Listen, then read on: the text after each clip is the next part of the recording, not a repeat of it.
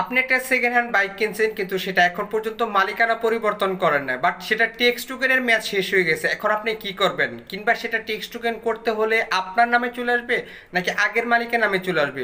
অবশ্যই আগের মালিকের নামে চলে আসবে। আর সেটা যদি টেক্সট টোকেন শেষ হয়ে যায় তাহলে কিন্তু আপনাকে পুনরায় করতে হবে। আর এটার যদি টেক্সট টোকেনের মামলা শেষ হয়ে যায়, যদি আপনি হাইওয়েতে রাইড করেন, যদি কোনো চেকপোস্টে চেক করা হয় তাহলে কিন্তু অবশ্যই মামলা খাবেন। সো মালিকানা পরিবর্তন করাটা কিন্তু খুবই গুরুত্বপূর্ণ।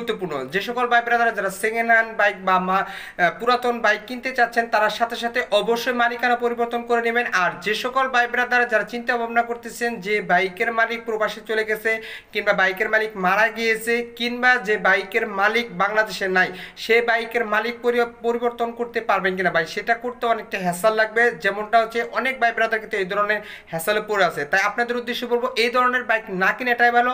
আর অবশ্যই সকল পেপারগুলো আপডেট আছে কিনা সেটা